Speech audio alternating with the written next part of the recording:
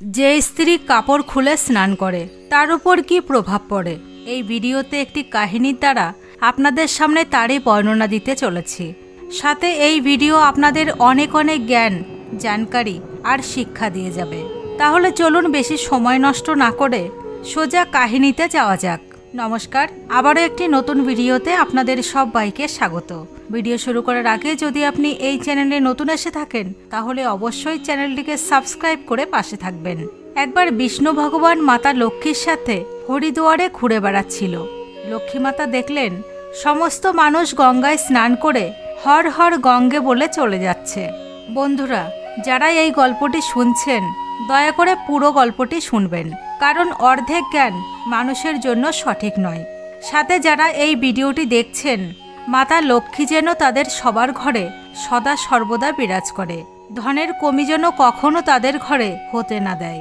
মাতা লক্ষ্মী যখন দেখলেন যারা গঙ্গায় স্নান করে হর হর গঙ্গে বলে চলে যাচ্ছেন তারা সবাই দুঃখী, তখন লক্ষ্মী মাতা অনেক আশ্চর্যভাবে বিষ্ণু ভগবানকে জিজ্ঞাসা করলেন, গঙ্গাতে এতবার স্নান করার পরেও এদের পাপ আর দুঃখের শেষ কেন হলো না? গঙ্গাতে কি এখন কোনো সত্য নেই? তখন ভগবান বিষ্ণু বললেন, গঙ্গাতে তো এখনও সেই সামর্থ্য আছে, কিন্তু এরা পাপনাশিনী গঙ্গায় স্নানই করেনি, তাহলে এরা ফল কিভাবে পাবে? মাতা লক্ষ্মী আশ্চর্যভাবে বললেন, স্নান কিভাবে করেনি? সবাই তো স্নান করেই যাচ্ছে, এখনো পর্যন্ত এদের শরীর শুকায়নি। ভগবান বিষ্ণু বললেন, এরা তো কেবলমাত্র জলে ডুবে স্নান করে এসেছে, তোমাকে কালকে এর রহস্য বোঝাবো।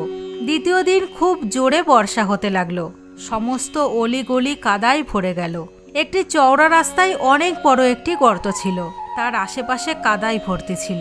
আর ভগবান বিষ্ণু লীলার সাথে বৃদ্ধ রূপ ধারণ করে নিল, আর বিবর্ষের মতন সেই গর্তে গিয়ে এমনভাবে পড়ে গেল যেন কোনো মানুষ চলতে চলতে পথে সেই গর্তে পড়ে গেছেন, আর সেই গর্তের থেকে যথা সর্বস্ব চেষ্টা করার পরেও বেরোতে পারছেন না।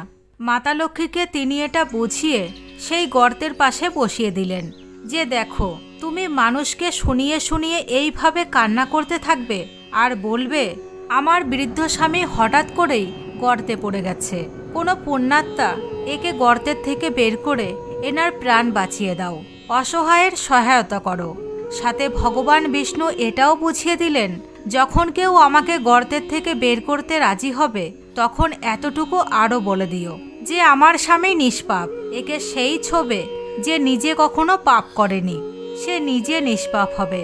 যদি আপনি নিষ্পাপ হয়ে থাকেন তাহলেই এনাকে ওঠাতে সাহায্য করেন, যদি এর অন্যথা হয় তাহলে হাত লাগাতেই আপনি ভস্ম হয়ে যাবেন। মাতা লক্ষ্মী তথাস্তু বলে গর্তের পাশে বসে পড়লেন, আর পথে আসা যাওয়া মানুষদের দেখে ভগবান বিষ্ণুর শেখানো কথা বলতে লাগলেন। গঙ্গা স্নান করে মানুষের দলের পর দল আসছে, আর সুন্দরী যুবতীকে এইভাবে বসে থাকতে দেখে অনেকের মনে পাপ, আবার অনেকের মনে ধর্মের ভয় হলো, অনেকে আইন কানুনের ভয় পেল। কিছু মানুষ তো মাতা লক্ষ্মীকে এটা শুনিয়েই দিলেন, মরতে দাও বুড়োকে, কেন ওর জন্য কান্না করছো? আর কিছু দয়ালু আর চরিত্রবান পুরুষ ছিল, তারা ওই স্ত্রীর স্বামীকে গর্তের থেকে বের করতে চাইল, কিন্তু লক্ষ্মী মায়ের বচন শুনে তারাও থেমে গেল। তারা ভাবলেন, আমরা তো গঙ্গা স্নান করে এসেছি, তাতে কি হয়েছে?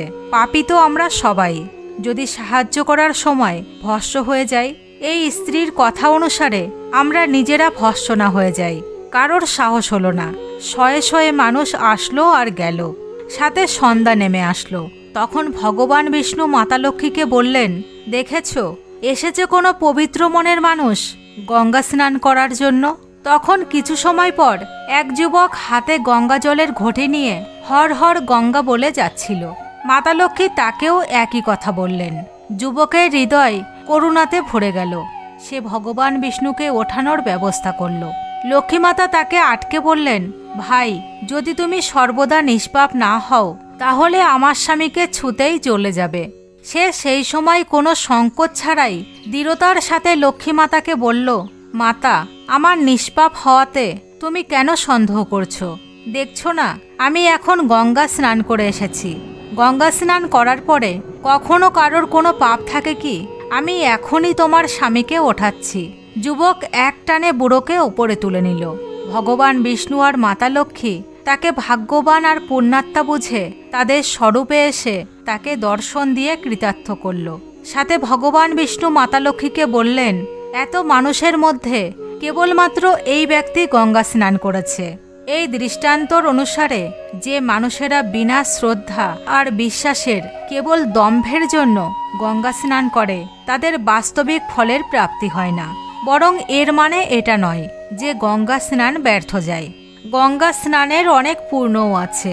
এরপর ভগবান বিষ্ণু মাতা লক্ষ্মীকে বললেন, এখন আমি তোমাকে সেই 12টি কথা বলছি। যদি কোনো মানুষ গঙ্গা স্নানের সময় এই 12টি কথা মাথায় রাখে সে কখনো দুঃখী থাকে না। তার ঘরে সদা সর্বদা স্বয়ং মা লক্ষ্মী বাস করেন। তার ঘরে অপার ধন আসে। ঘরে কখনো ঝগড়া মারামারি হয় না। তার পুরো পরিবার হাসি খুশি জীবন ব্যতীত করে।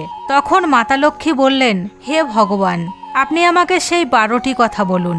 এরপর ভগবান বিষ্ণু সেই 12টি কথা বলতে শুরু করলেন। সাথে মাতা লক্ষ্মী অনেক মনোযোগ সহকারে শুনতে থাকলেন। তখন ভগবান বিষ্ণু মাতা লক্ষ্মীকে বললেন, হে প্রিয়ে, এই 12টি কথা বলার পর আমি তোমাকে আরও একটি কথা বলবো। সেটা হলো যে স্ত্রীরা কাপড় খুলে স্নান করে, বিশেষ করে তাদের উদ্দেশ্যে। এরপর ভগবান বিষ্ণু তার বাণী বলতে আরম্ভ করলেন। তিনি বললেন, স্নান করলে শরীর নিরোগী থাকে আর মন প্রসন্ন থাকে। স্নান করাতে শারীরিক ক্লান্তি আর শারীরিক আকর্ষকের প্রবৃত্তি হয়।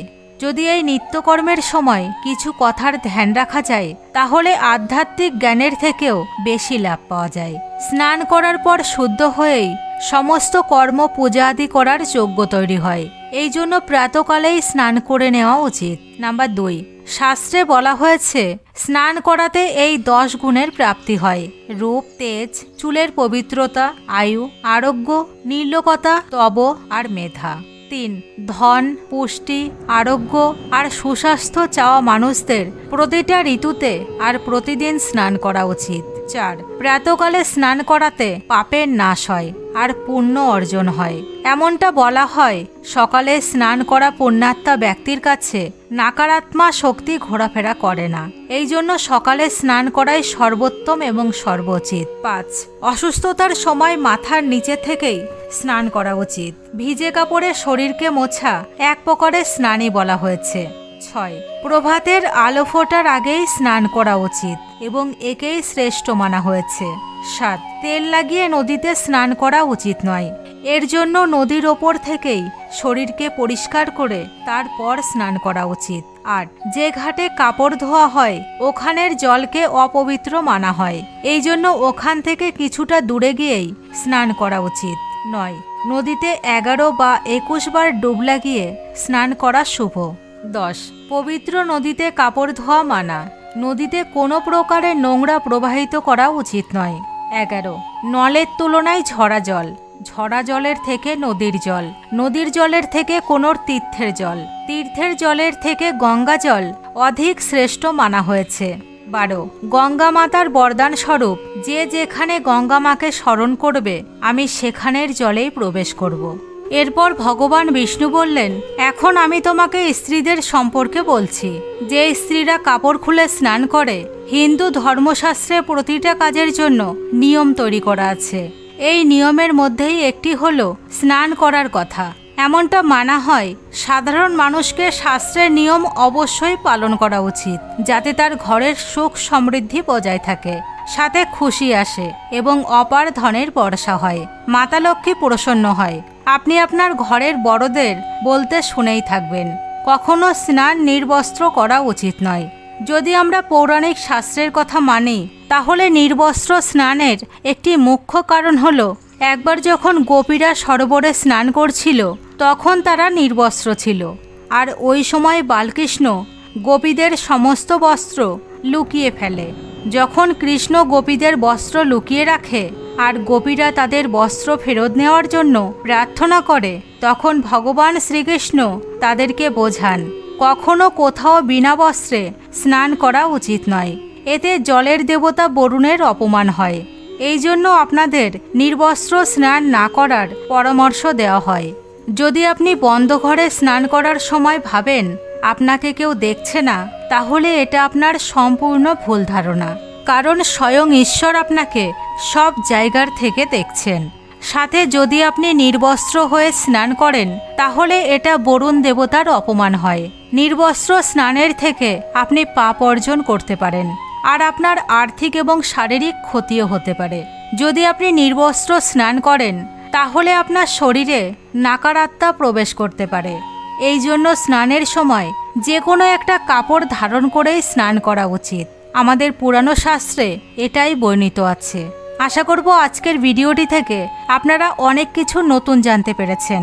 সাথে যদি ভিডিওটি ভালো লেগে থাকে তাহলে অবশ্যই চ্যানেলটিকে সাবস্ক্রাইব করে পাশে থাকবেন। সাথে ভিডিওটিকে অনেক অনেক শেয়ার করে অন্যান্য ভক্তদেরও দেখার সুযোগ করে দেবেন। এতক্ষণ সঙ্গে থাকার জন্য অনেক অনেক ধন্যবাদ।